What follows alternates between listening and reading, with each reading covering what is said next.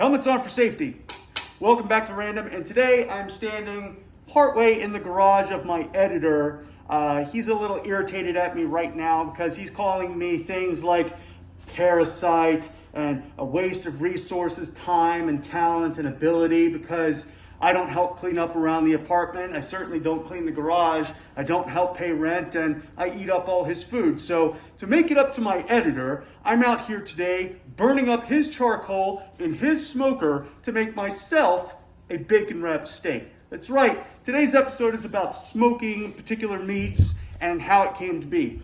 Now, ever since Prometheus stole fire from Olympus, fire, and more particularly in this instance, smoke, has been used to prepare and, more importantly, preserve different kinds of food. Now, over millennia, we kind of figured out what kind of food goes with what kind of smoking wood or what kind of fuel. Now, if you're going to smoke anything, you need a couple of things. Number one, you need some kind of fuel to burn. In this case, charcoal. And number two, you're going to need a flavor wood. For what I'm using today is bourbon barrel chips from Old Number 7. That's right, Jack Daniel's makes smoker chips, and they're really good for certain kinds of meat. So smoking foods has been around, again, for millennia, right? So we're talking thousands and thousands of years. Now for red meats, like what I'm cooking right now, you want between 225 and 240 degrees for a good smoke, which right now, it's a little on the hot side. Let's cool that back down just a little bit. Now, what you want to use as a smoking wood, you use fruit woods like apple, pear, cherry, even some nut woods like pecan and hickory. You can also use maple chips. I found that to actually work out pretty well whenever my editor decides to buy some. This doesn't happen as often as I would like. So pork tends to prefer fruitier woods, except apple, right? So things like maple, olive, cherry, pecan, usually use those kinds of woods for all pork products. So that's your ribs, that's your tenderloins, that's your pork chops. If you're smoking them, that's what you use. Now, poultry, all kinds of fruit woods and nut woods, except walnut and hickory, okay? So you can use pecan, but you can't use walnut or hickory. It kind of messes up the flavor a little bit and ultimately makes the meat taste bad after that. Now, veggies, they'll typically smoke at temperatures of 180 to 275 degrees Fahrenheit, and you would like to use fruit woods for that. So that's your apples, your cherries, and so on. And you would use maple as well for that sweetness, right?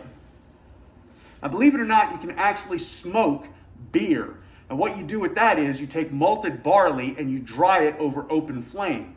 It adds to the flavor. It makes it more complex. A lot of breweries like to do that.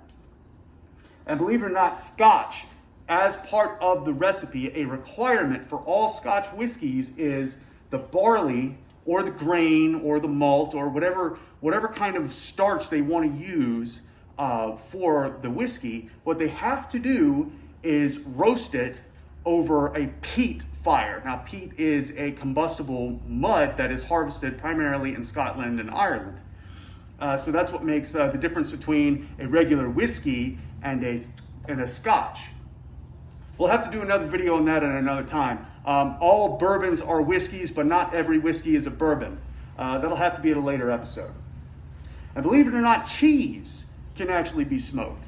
It actually helps preserve the cheese as it ages in storehouses, in caves particularly.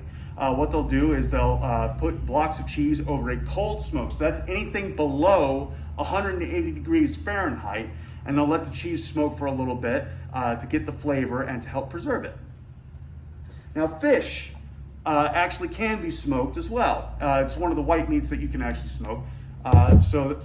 Like chicken and pork, it prefers fruit woods. So that's your cherries, your apples, pecans, and so on and so forth. My editor didn't write down the temperature for that. Way to go, editor.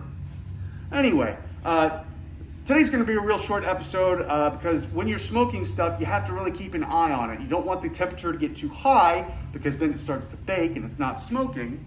And you don't want the temperature to get too low because then you don't get the flavor and it doesn't cook. Just let that temperature come back down a little bit. And that'll be that. Now, my editor prefers to use an older style smoker. So let's go ahead and take a peek. That is what he's dealing with. So to get a proper smoke and to cook things properly with this particular smoker, you have to keep an eye on the airflow because that's how you control your heat. And you have to keep an eye on your temperature and how your fuel is burning. You don't want it to burn too hot because then you need more. And you don't want it to be too cold because then your stuff doesn't cook properly and it takes longer to cook. Now, believe it or not, last Thanksgiving it was, my editor decided to smoke turkey over a basin full of whiskey. And from what he told me, it actually turned out pretty well. The trick to that is, when you're smoking a turkey, you need to let it smoke for a good 3 to 4 hours at the perfect temperature. And when you do, it's going to end up just a little pink on the inside. And believe it or not, that's okay. That doesn't mean it's undone. It's just, well, how you smoke a turkey. Now, a lot of folks, they'll use Traegers or other pellet grills for their smoking needs. They work out fine, but if I'm honest, it kind of feels like cheating because all you do is plug it in, set a thermostat, and walk away.